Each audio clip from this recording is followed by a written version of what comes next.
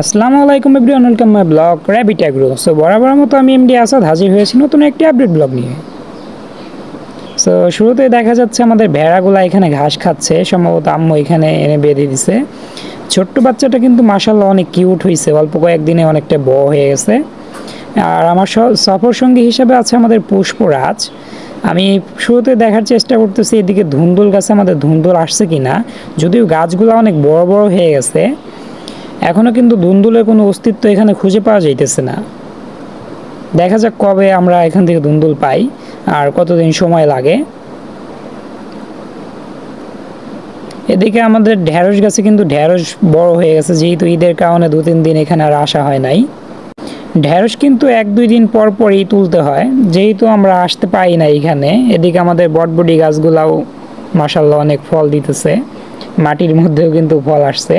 আর আমাদের পুষ্প কিন্তু বারবার আমাদের ক্যামেরাম্যানের কাছে চলে যেতেছে, কেননা ক্যামেরাম্যান যেহেতু খুবই ওর পরিচিত, সে কারণে মূলত ক্যামেরাম্যানের কাছে যাইতেছে। ক্যামেরাম্যান পার ডে প্রতিদিনই কিন্তু এসে দেখা করার চেষ্টা করে। এদিকে পুষ্প আবার বাসায় চলে আসছে ওর কাছ থেকে।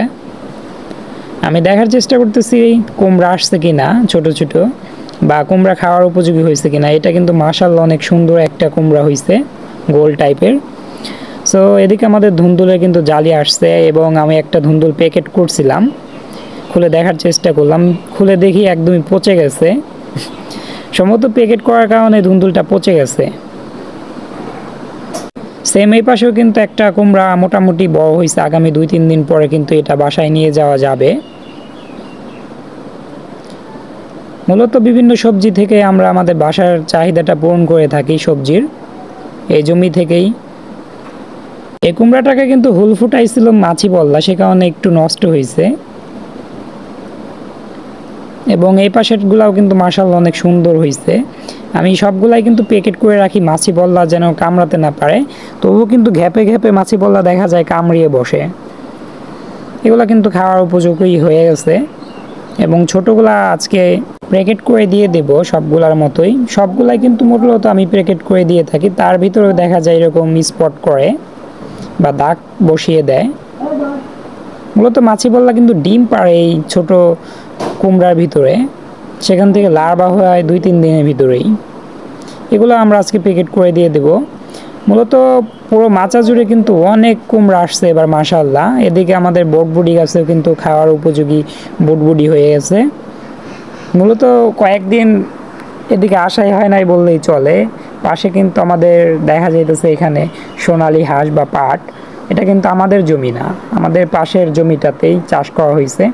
আমার কিন্তু অনেক ভালো লাগে, যেহেতু সব গাছগুলাই প্রায় একই সাইজের, এবং এই পাশে কিন্তু আমাদের বটবডি একদম মাটিতেই হয়েছে। যেহেতু সামনে বর্ষা আসতেছে, আমরা কিন্তু ধনিচা চাষ করতেছি আমাদের ভেড়ার জন্য। এদিকে আমাদের উস্তা, হাইব্রিড জাতের উস্তা, এগুলো কিন্তু মাটিতেই মোটামুটি ভালোই ফলন দিতেছে। বুটবুডিও কিন্তু মাটিতে মাশাআল্লাহ অনেক সুন্দর দেখা যেতেছে, ফুল আসছে।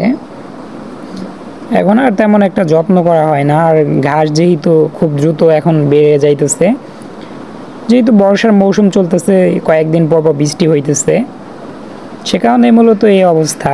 আর তেমন একটা যত্ন করাটা হইতেছে না, যেহেতু আরও অল্প কয়েকদিনের ভিতর বর্ষার পানি চলে আসবে। আমাদের গ্যান্ডারি বা কুসুল শখের চাষ করা, আগামী বছর আমি একটু বেশি চাষ করার চেষ্টা করব।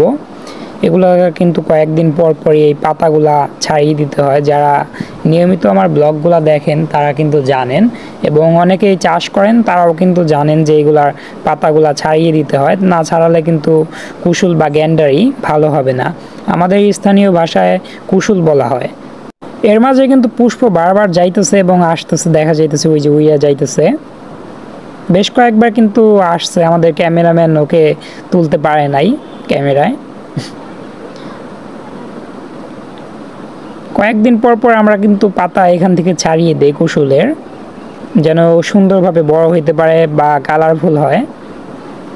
পুরা জমি জুড়েই কিন্তু আমি ধনিচা চাষ করতেছি। আর এই পাশে দেখা যাইতেছে নেপিয়ার ঘাস, আমাদের পাশের জমি এইখানে, মানে পাশের জমি বললে ভুল হবে, পাশের পুকুরের সাইডে যে ফাঁকা জায়গা আছে সেখানে চাষ করতেছে। তাদের বাসায় বেশ কয়েকটা গরু আছে, আমরা আগামী বছর আমাদের ভেড়াগুলোর জন্য চাষ করব।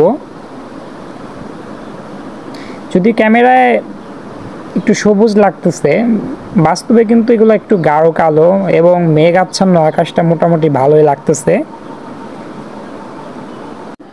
আবার কিন্তু পুষ্প চলে আসছে। পুষ্প কিন্তু প্রায় সময় আমার সঙ্গে থাকে যখন ও বাইরে আলগা থাকে বা ছাড়া থাকে। মূলত আমি এখন কয়েকদিন যাবত ওকে অ্যান্থিলিনার সঙ্গে রেখে দিতেছি, যেহেতু অ্যান্থিলিনা ডিম দেবে। আমাদের এই গাছটাতে কিন্তু মাশাআল্লাহ অনেক সুন্দর লাউ হয়েছে।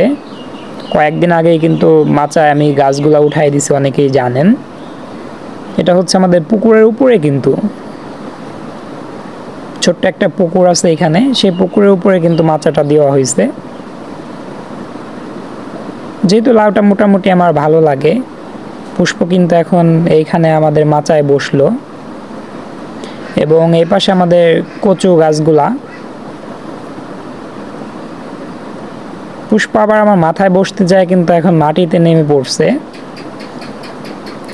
এদিকে আমাদের কোয়েলগুলাকে খাবার দিতে হবে। প্রায় সময় আমি ব্রয়লার স্টার্টার কিন্তু পাউডার করে ওদের দিয়ে থাকি। এখন যেহেতু সময়ের স্বল্পতা, সে কারণে কিন্তু বড় বড় দানাগুলাই আমি দিয়ে দিলাম। এখন পাউডার করা কোনোভাবেই সম্ভব না। ওরা কিন্তু একদমই পাগল হয়ে গেছে খাবার খাওয়ার জন্য। 2টা ডিম পারছে দেখা যাইতেছে।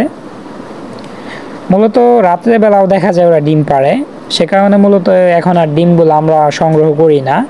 একদমই সন্ধ্যার পরে ডিমগুলো আমরা এখান থেকে নিয়ে যাই, নিয়ে ফ্রিজে রেখে দেই এবং 20-25টা হইলে তখন ফ্রিজে থেকে বের করে ইনকিউবেটর দিয়ে দিই। খরগোশ সম্পর্কে আর এখন কিছু বলবো না, যেহেতু প্রতিদিনই বলা হয়। সো আমাদের অ্যান্থিলিনা কিন্তু পুষ্পকে খুঁজতেছে। এদিকে আমাদের ছোট্ট হাঁসের বেবিগুলাও কিন্তু খাবার খাওয়ার জন্য পাগল হয়ে গেছে একদম। ওদেরও কিছু খাবার দিতে হবে।